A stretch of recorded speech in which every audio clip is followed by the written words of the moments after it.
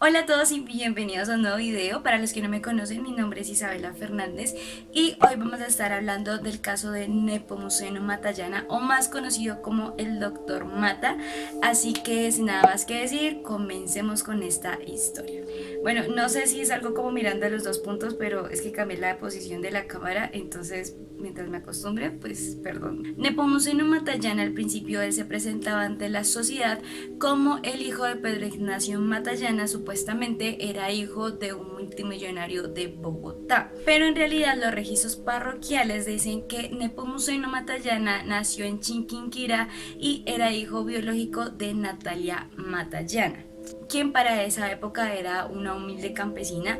Y para esa época en que estaba Colombia, estamos hablando del año 1891, digamos que no era muy bien visto los hijos que eran nacidos fuera del matrimonio. Entonces Matallana tuvo que sufrir, digamos, como con este tipo de bullying durante toda su vida, pues los abuelos de Matallana no estaban de acuerdo que Natalia, su madre, pues hubiera quedado en embarazo a tan temprana edad, y además de que no fuera nacido en un matrimonio. Digamos que esto le causó como tanta impresión a Matallana que este empezó a adquirir como un cierto repudio hacia su madre, y después en el juicio pues íbamos a darnos cuenta, digamos, como el fastidio que le tenía Matallana a su madre. Pues su madre después tuvo una enfermedad que fue la lepra, y en sí como que le pedía ayuda a su hijo y todo este tipo de cosas, y Matallana le decía que sí, que le iba a ayudar, pero que por favor dejara de decirle que ella era su madre.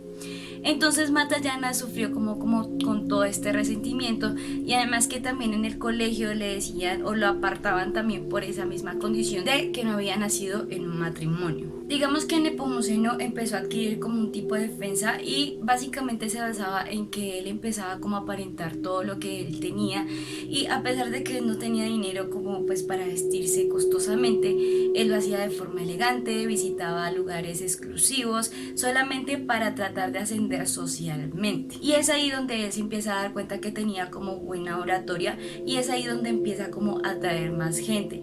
Y todo esto con el fin de formar una banda criminal. Obviamente pues este era el jefe, y lo que ellos hacían era prácticamente asaltar a todos los viajeros que pues iban por los diferentes caminos de Cundinamarca. Pero esto no le bastó a Nepomuceno, así que él quería conquistar a una señora que se llamaba Gregoria Sarmiento para pues prácticamente quedarse con todas sus tierras, porque era una señora bastante cautelada y tenía bastantes tierras. Así que él, por medio de la oratoria, pues le empieza a decir un poco de cosas, a tal punto que ellos llegan a casarse. Y digamos que esta relación fue como bastante controversial. Obviamente la familia de Gregoria no quería que se casara con el doctor Mata, pero pues finalmente lo hicieron, a tal punto que después Nepomuceno se convirtió en el secretario del alcalde municipal. Sin embargo, Nepomuceno empezó a estudiar derecho, empezó a estudiar leyes, con el fin de que todas las tierras que tenía Gregoria le quedaran para él. Es así como la familia se da cuenta y logra como evitar un poquito de este fraude. Sin embargo, Nepomuceno pues obviamente seguía delinquiendo, y es aquí donde aparecen las posibles dos primeras víctimas, y es que en uno de esos hurtos todo se sale de descontrol, y ellos, como iban armados, entonces le disparan a dos señores que acaban de salir de la misa. Entonces todo el mundo estaba consternado porque eran dos personas bastante reconocidas y eran muy queridas en el lugar, así que muchas personas también alcanzaron a ver quién era que la había disparado. Es así como aparecen las primeras denuncias contra el doctor Mata. Sin embargo, vamos a ver que el doctor Mata era una persona bastante inteligente, así que lo que hizo fue prácticamente tirarle el agua sucia a otra persona, y es así como logra evadir la justicia por primera vez. Sin embargo, unos años más tarde, un juez como que vuelve a revisar este tema y se da cuenta que efectivamente el doctor Mata pues tenía mucho que ver en este crimen, y es ahí donde le mandan una orden de captura. Cuando es capturado, este logra liberarse y aprovecha este tiempo para ir a amenazar a los testigos, de tal forma que el día en que llegó el juicio realmente pues no habían pruebas contundentes contra el doctor Mata, así que por segunda vez tuvieron que liberarlo. Después de esto, Nepomuceno se traslada a la ciudad de Bogotá y empieza a delinquir, estafando como a personas, digamos, no tan importantes, hasta que finalmente pues él tenía que dar un golpe bastante bastante duro y fue al sistema financiero. Lo que pasa es que él hizo un crédito, pero lo hizo en nombre de una persona falsa y con una garantía que ni siquiera existía. Él, para no levantar sospechas, empezó a pagar como los primeros meses, pero luego ya dejó de cumplir. Por lo cual aquí ya empieza la investigación y se dan cuenta pues que realmente la persona que había suscrito el contrato no existía, y además era tan descarado que había utilizado a una persona bastante humilde como fiador. Después de esto se le inicia un proceso, pero a pesar de que las pruebas eran contundentes, él dijo que él no era culpable, por lo cual pues el juicio tenía que seguir para demostrar su culpabilidad. Sin embargo, para este momento, como él ya había falsificado su título de abogado, pues él ya tenía como el conocimiento de cómo era el sistema judicial. Entonces lo que hizo fue dilatar el proceso a tal punto de que las partes ya estaban totalmente desgastadas, y lo que hizo fue acordar o hacer como un tipo de conciliación y dar un pago o algo así por el estilo, y finalmente pues el banco le quitaron todos los cargos. Ya para este momento Nepomuceno tenía un capital bastante consolidado, era un abogado bastante reconocido en la ciudad de Bogotá y además era reconocido por llevar como casos bastante cuestionables. Sin embargo, pues como ya lo dije, este doctor era bastante inteligente, por lo cual en su despacho habían como un tipo de cuadros que daban como los agradecimientos, y estos agradecimientos supuestamente eran de personas bastante importantes como políticos o personas famosas, pero en sí toda era una mentira. Pero esto lo hacía era con el fin de que las personas o los clientes verdaderos que llegaran pues se sintieran como en confianza y dijeran pues sí, este señor sí nos va como a sacar de todo este problema. Sin embargo, Nepomuceno también vigilaba o estudiaba más que todo bien a sus víctimas, pues las personas primero tenían que ser bastante adineradas, segundo no tenían que tener muchos lazos familiares o de amistades, y además también tenía que encontrarles como algún punto débil, por ejemplo que fueran drogadictos, que fueran alcohólicos o algún tipo de estas cosas, de tal forma que Nepomuceno después los pudiera manipular fácilmente. Él tuvo varias víctimas, pero les voy a contar solamente dos de ellas, y ahí vamos a descubrir prácticamente cómo era el modus operandi de Nepomuceno. Vamos a empezar con Octavio Perdomo, que también era una persona bastante adinerada, tenía muchas tierras, y en una de esas tierras digamos que la extensión era tan grande que los campesinos pasaban por esas tierras porque necesitaban transportar pues sus alimentos o sus cosas para el comercio. Pero entonces Octavio tomó como la determinación de que no querían que los campesinos pasaran más por sus tierras, y lo que hizo fue tirarles dinamita a la casa de ellos, por lo cual obviamente pues aquí se ganó un problema. Y además también tenía otra empresa que también tenía como muchas deudas con los bancos, y por eso solicitó los servicios de Nepomuceno. El doctor Mata le dijo que sí, que no había ningún problema, que con los bancos se podía solucionar fácil, y de esta manera pues él se ganaba como la confianza de sus clientes. Es así como unos días después Octavio desaparece por completo del planeta, sus familiares no sabían nada de él, pero lo que hace Nepomuceno es decir que Octavio le había dado como una clase de poder por la cual él podía como manejar todos sus negocios. Entonces lo que hizo fue pagar algunas deudas que tenía con el banco y también darle unas tierras a los campesinos que habían sido afectados. De esta manera Nepomuceno no solamente se ganaba la confianza de la gente, sino que evitaba levantar sospechas. Ya después de esto Nepomuceno empezó a ser el dueño de estas tierras y supuestamente era como forma de pago, pero Octavio no aparecía por ningún lado, así que pasaron los meses, pasaron los años y Octavio nunca apareció. Ya para la familia pues era bastante sospechoso, y más que todo para un primo que también era socio de Octavio, y le empezó a preguntar a Nepomuceno pues qué era lo que había pasado con su primo, por lo cual este también muere en circunstancias bastante extrañas después. De esta manera se puede ver como el modus operandi de Nepomuceno, y es que este atraía a las víctimas para darles una posible solución, después mediante engaños la llevaba como a un sitio apartado, ahí los torturaba y les hacía firmar papeles en blanco que luego Nepomuceno pues obviamente la llenaba a favor de él.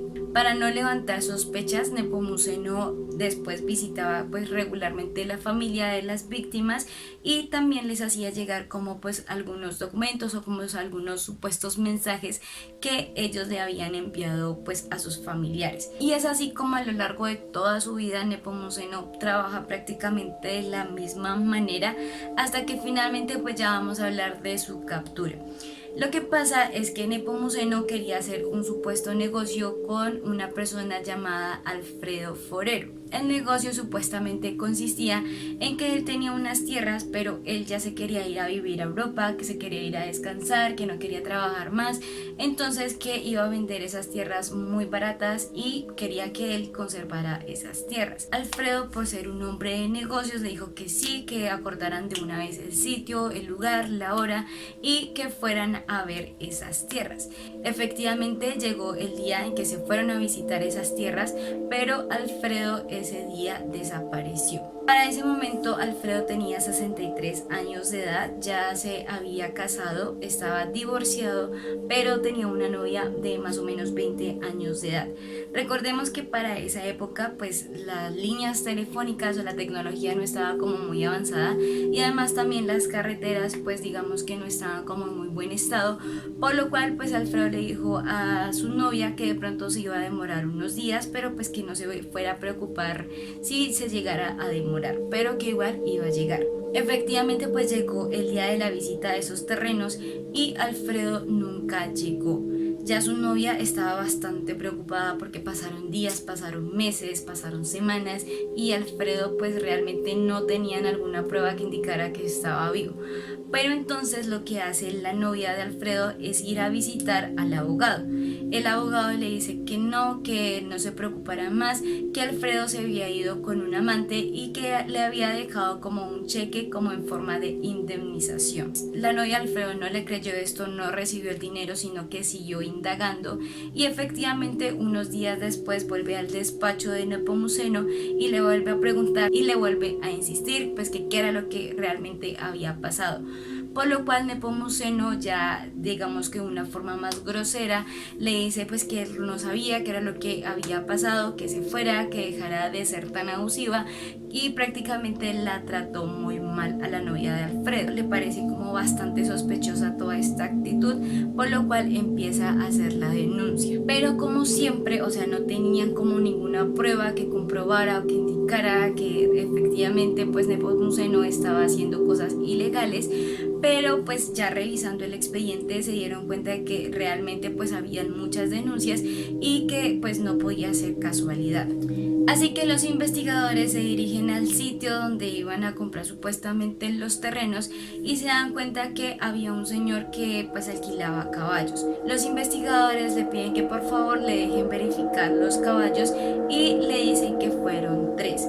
Entonces fue uno para Alfredo, otra para el doctor Mata y otro para Hipólito Herrera, quien era un ayudante del doctor Mata. Cuando empezaron a preguntarle a Herrera qué era lo que había pasado, Herrera prácticamente negó todo y no les quiso colaborar.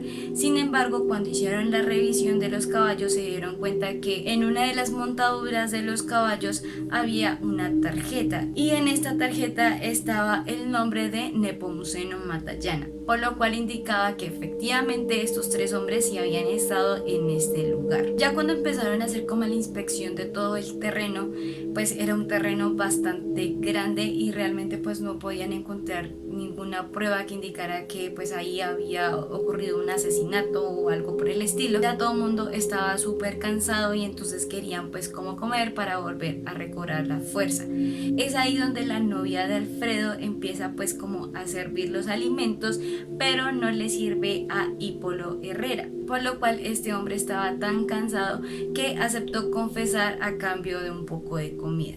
Y efectivamente pues este señor ya empieza a confesar todo lo que había pasado.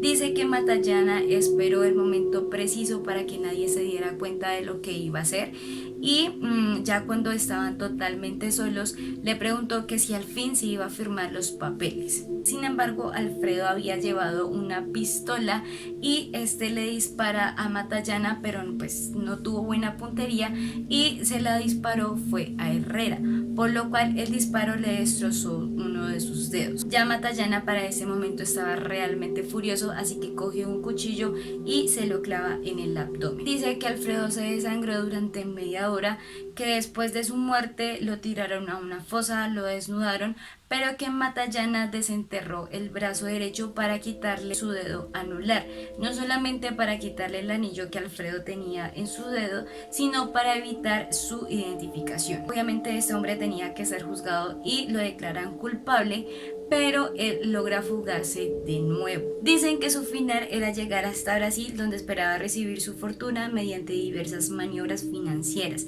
Sin embargo, su plan se vio truncado por la pericia de la policía.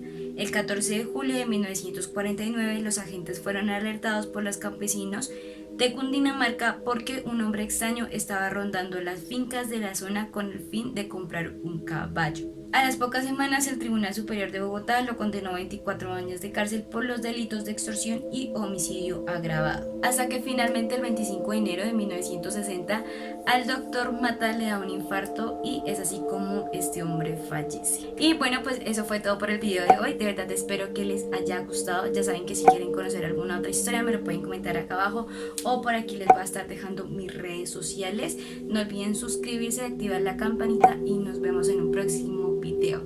Perdonen si estoy mirando acá o allá, pero es que todavía no me acostumbro, pero bueno.